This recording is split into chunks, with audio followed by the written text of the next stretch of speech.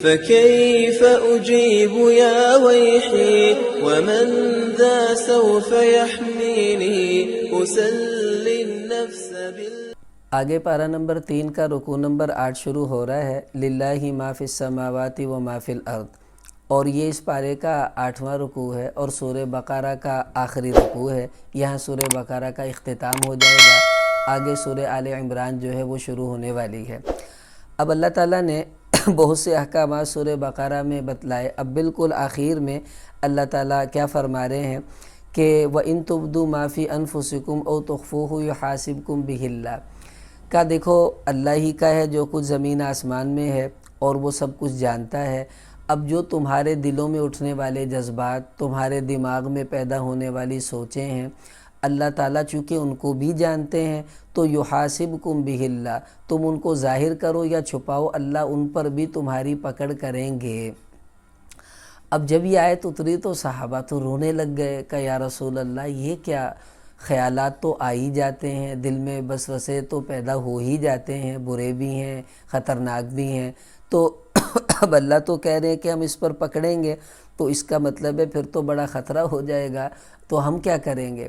تو آپ صلی اللہ علیہ وسلم نے پھر یہ فرمایا، تو اللہ نے پھر خود تسلی بھی دے دی۔ آپ نے ایک تو یہ فرمایا کہ یوں کہہ دو سمعنا و اطعنا غفرانک، اللہ تیرا حکم ہے، ہم نے مان لیا، ہم نے سن لیا، اب تو ہمیں معاف فرما دے، کہ ہمارے بس میں نہیں ہے کہ خیالات آ جاتے ہیں ہم کیا کریں، تو ہمیں معاف فرما دے، یہ تواضع پیش کرو۔ اور اللہ نے تسلی کیا دی، لا یکلف اللہ نفسا الا وسعہا، آگے فرمایا کہ اللہ اتنا ہی بوجھ ڈالتے ہیں جتنا تم اٹھا سکو گے، تمہاری ہمت سے زیادہ اللہ کسی پر بوجھ نہیں ڈالیں گے۔ چونکہ خیالات کا آنا آدمی کے اختیار میں ہوتا نہیں ہے، تو اس لیے جو غیر اختیاری خیالات ہیں ان پر گویا کہ اللہ نے اعلان کر دیا کہ میں نے کوئی پکڑ نہیں کرنی، ان پر تمہاری معافی ہے، ان پر تمہیں پریشان نہیں ہونا۔ یہاں ایک بات سمجھ لیجئے کہ انسان کے دل میں بہت سے خیالات آتے رہتے ہیں، اب ان خیالات کی مختلف قسمیں ہوتی ہیں، اور اللہ کتنے مہربان ہیں، کتنی محبت کرتے ہیں کہ بندے کو اتنی چھوٹ دی ہوئی ہے کہ آپ سوچ بھی نہیں سکتے۔ مثلا آپ دیکھیے، اب ایک آدمی ہے اس کے دل میں برائی کا خیال آیا، مثلا یہ خیال آیا کہ میں کوئی فلم دیکھتا ہوں، آیا اور چلا گیا، بس اس نے کوئی توجہ نہیں دی، تو اس آنے اور جانے کو اصطلاح شریعت میں حاجز کہتے ہیں، کہ خیال آیا اور فوراً چلا گیا، اس پر کوئی پکڑ اللہ کی طرف سے نہیں ہے، نہ اللہ نے کچھ کہنا ہے۔ اب دوسری اس کی حالت یہ ہے کہ خیال آیا، کچھ دیر ٹھہرا کہ یار فلم دیکھنی چاہیے، کون سی دیکھیں گے، چلو دفع کرو، بس اتنا سا ہوا، اس کو خاطر کہتے ہیں، اس پر بھی کوئی پکڑ نہیں ہے۔ اب تیسرا مرحلہ اس کو ہم کہتے ہیں، وہ اس سے تھوڑا اگلا ہے، کہ یہ آیا کہ فلم دیکھنی چاہیے، کون سی دیکھیں، یار فلانی دیکھنی چاہیے، وہ بڑی اچھی فلم ہے، لیکن دفع کرو یار کیا دیکھنی۔ اب اس پر بھی اللہ تعالیٰ بالکل پکڑ نہیں کرتے اور کہتے ہیں نہیں میرے بندے نے تو چونکہ دیکھنے کا کوئی پروگرام ہی نہیں تھا، آیا ہی ہے کوئی بات نہیں، اس پر بھی معافی ہے۔ اگلا درجہ حدیث النفس ہے، وہ یہ ہے کہ آیا دل میں کہ یار فلاں فلم دیکھنی ہے، اچھی ہے، پروگرام بنا لیا کہ ٹھیک ہے یار وہ پھر دیکھنی ہے، صحیح ہو گیا جی، پھر بعد میں سوچا کہ نہیں یار یہ میں کیا کر رہا ہوں، مجھے نہیں کرنا چاہیے، اور اس نے اپنا پروگرام کینسل کر دیا، بنایا پروگرام، تو اس پر بھی اللہ کی طرف سے کوئی پکڑ نہیں ہے کہ چلو اس نے کون سا برے خیال پر عمل کر لیا، عمل تو نہیں کیا نا۔ اب جو آخری درجہ ہے اس کو کہتے ہیں عزم۔ اب وہ عزم جو ہے اسی کو یہاں بیان کیا جا رہا ہے کہ یحاسبکم بہ اللہ، اس عزم پر اللہ تعالیٰ تمہیں پکڑیں گے۔ وہ کیا کہ یار فلم دیکھنی چاہیے، وہ دیکھنی چاہیے، ہاں دیکھنی ہے، کتنے بجے ٹائم ہے، فون کر کے ٹکٹ بھی لے لی ہے، اب گھر سے نکل کے جا بھی رہا ہے، اب وہاں جب پہنچا فلم دیکھنے کے لیے اور اندر پہنچ بھی گیا ہے تو یہ سارے ارادے تو پورے کر دیے، پھر بالفرض سینمے والوں نے کہا کہ بھئی آج کسی وجہ سے کرونا وائرس آ گیا ہے تو شو نہیں ہوگا۔ اب اس نے اپنی طرف سے کوئی کسر نہیں چھوڑی تھی فلم دیکھنے میں، وہ الگ بات ہے آگے سے نہیں دیکھ سکا، اب یہ چونکہ اس کا پکا ارادہ تھا جس پر اس نے عمل بھی کر لیا تھا اپنے طور پر، تو اس پر اللہ تعالیٰ کہہ رہے ہیں یحاسبکم بہ اللہ، ہم تمہارے ان ارادوں پر تمہیں پکڑیں گے۔ اب دیکھیں کتنی اللہ نے چھوٹ دی ہوئی ہے وہ کتنا مہربان ہے کہ برائی کا خیال آنے پر کوئی گناہ نہیں ہے، اور نیکی کا خیال آئے عمل نہ بھی کریں تو اللہ اس پر بھی نیکی عطا فرما دیتے ہیں۔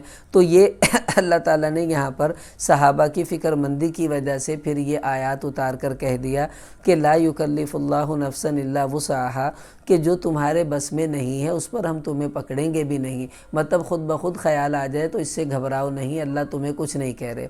آگے اگلی آیت شروع ہو رہی ہے آمن الرسول بما انزل الیہ من ربہ والمؤمنون۔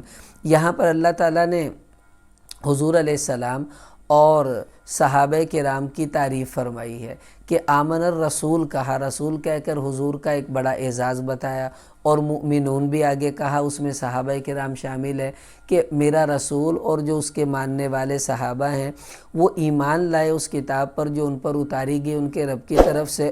اور یہ سب آگے ہم صفت ایمان مجمل جو پڑھتے ہیں، ایمان مفصل جو پڑھتے ہیں، وہ سب قرآن و سنت سے ہی ماخوذ ہیں۔ دیکھیں اس کا ذکر یہاں بھی آ گیا، تو اللہ فرما رہے آمن باللہ و ملائکتہ و کتبہ و رسولہ، کہ یہ سب اللہ پر، فرشتوں پر، کتابوں پر، رسولوں پر ایمان لاتے ہیں۔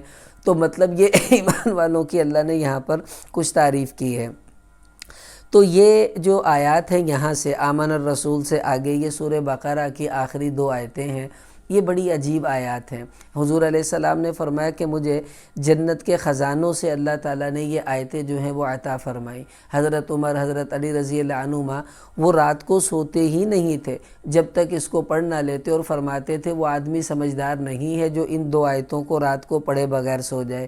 اور یہ ایسی آیات ہیں کہ ان کو پڑھنے سے گھر سے شیاطین بھاگ جاتے ہیں، جنات بھاگ جاتے ہیں، کیونکہ سورہ بقرہ جو ہے یہ بڑی زبردست قسم کی سورت ہے، جس گھر میں پڑھی جائے گی اللہ اس گھر سے جنات اور شیاطین کو بھگا دیتے ہیں۔ مت جائیں جھوٹے عاملوں کے پاس، سورہ بقرہ پڑھیں، اللہ تعالیٰ انشاءاللہ ہر قسم کی تنگی پریشانی جو گھر میں اس قسم کی ہے اس سے آپ کی جان چھڑوا دیں گے۔ اب یہ جو اللہ تعالیٰ کہہ رہے لا یکلف اللہ نفسا، تو کہا دیکھو جو تمہارے بس میں نہیں ہے اس پر تو تمہاری پکڑ کوئی نہیں ہے۔ پھر آگے اللہ نے کچھ دعائیں ایمان والوں کو سکھائی ہیں، اور یہ بڑی عجیب دعائیں ہیں۔ سچی بات ہے ان کا صحیح ترجمہ یاد کر کر پھر ان کو مانگنا چاہیے، دل سے رونا بھی آتا ہے۔ یہ کیسی دعائیں ہیں آپ دیکھیے، اللہ تعالیٰ کہہ رہے تم یوں کہو ربنا لا تؤاخذنا ان نسینا، کہ یہ ایمان والے یوں کہتے ہیں اے اللہ اگر ہم کوئی بھول کر کچھ کر بیٹھیں یا کچھ ہم سے خطا ہو جائے تو آپ اس پر ہماری پکڑ مت کیجئے گا، غلطی ہو جاتی ہے، آپ رب ہیں، معاف کر دیں ہمیں۔ اور ربنا ولا تحمل علینا اسرا، کہ یا اللہ جو بوجھ آپ نے پہلی امتوں پر ڈالے وہ ہم پر مت ڈالیے گا۔ پہلی امتوں پر بڑی بڑی سختیاں تھیں، ان کی توبہ قبول نہیں ہوئی جب تک اپنے آپ کو قتل نہیں کر لیا، کہیں نجاست لگ گئی ہے تو کپڑا پھاڑے، ہم تو دھو کر پاک کر لیتے، ان کا ایسا نہیں تھا۔ تو اللہ جو بوجھ ان پر ڈالے وہ ہم پر نہ ڈال۔ اور یہ کہا ربنا ولا تحملنا ما لا طاقت لنا بہ، یا اللہ جو بوجھ ہم اٹھا نہیں سکتے، وہ بیماریاں، وہ پریشانیاں، وہ تنگیاں جن کی سکت ہم میں نہیں ہے، اللہ تو وہ بوجھ ہم پر نہ ڈال، بس ہمارے ساتھ عافیت کا معاملہ فرما دے۔ جیسے کوئی بچہ ہے وہ اپنے باپ سے کہ ابا جی میں 2 کلو کا تو تھیلا اٹھا لوں گا، 10 کلو کا مجھ سے نہیں اٹھے گا، وہ نہ مجھے کہنا، تو باپ خود سمجھ جاتا ہے کہ ہاں ہاں بچے میں تجھے یہ نہیں اٹھواؤں گا۔ تو بندہ اللہ سے کہہ رہا ہے میرے رب میں کمزور ہوں، مجھے معاف کر دے، مجھ سے زیادہ بوجھ نہیں اٹھے گا، تو مجھ پر بوجھ نہ ڈال۔ واعف عنا، اے اللہ ہمیں معاف فرما، واغفر لنا، ہماری مغفرت کر دے، ورحمنا، ہم پر رحم فرما، انت مولانا، تو ہی تو ہمارا مولا ہے، اور تو کافروں پر ہماری جو ہے مدد فرما۔ اب یہاں ایک بات سمجھ لیجئے، اللہ تعالیٰ کہہ رہے انت مولانا، ایمان والے کہتے ہیں کہ اللہ تو ہمارا مولا ہے۔ اب آپ لوگ کہتے ہیں کہ ہماری مسجد کے مولانا صاحب، آپ اپنی مسجد کے امام کو بھی مولا کہہ رہے ہوتے ہیں، اور اسی طرح حدیثوں میں آپ صلی اللہ علیہ وسلم نے فرمایا من کنت مولاہ فعلی مولاہ، جس کا میں مولا علی بھی اس کا مولا۔ اور آپ نے حضرت زید کو بھی کہا انت اخونا و مولانا، بخاری شریف میں آتا ہے کہ اے زید تو ہمارا بھائی ہے اور ہمارا مولا ہے۔ اب یہ کیا مطلب ہے؟ اللہ بھی مولا، نبی بھی مولا، علی بھی مولا، اور مسجد کا امام بھی مولا، یہ سارے ہی مولا ہیں۔ اور حضرت حذیفہ کے غلام تھے حضرت سالم، ان کو کہا جاتا سالم مولا حذیفہ، کہ یہ حضرت حذیفہ کے مولا ہیں، اب غلام بھی مولا ہے۔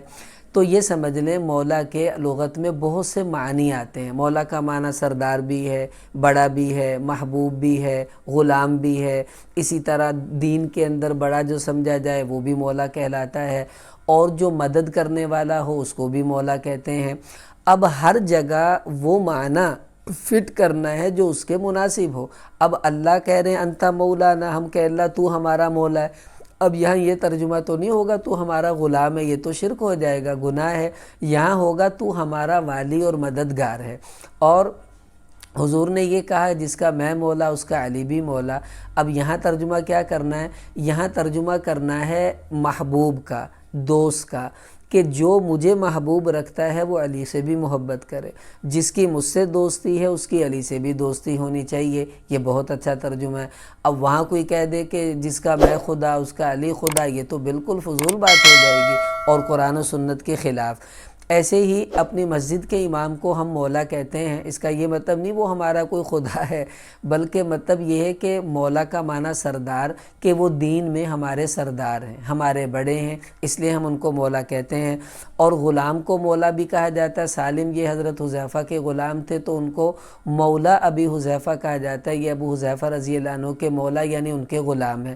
تو ہر جگہ وہ معنی کرنا ہے جو اس کے مناسب ہو۔ اگر ہم نے اونچ نیچ کر دی تو پھر سارے معنی بگڑ جائیں گے۔ تو انت مولانا، اے اللہ تو ہمارا والی ہے، ہمارا مددگار ہے، فانصرنا علی القوم الکافرین، تو کافروں کے مقابلے میں ہماری مدد فرما دے۔ تو یہ فانصرنا کا قرینہ بتا رہا ہے کہ مولا کا معنی یہاں پر مددگار اور والی کا کرنا ہے، اور دوسرا ترجمہ یہاں نہیں کریں گے غلام والا یا کوئی اور۔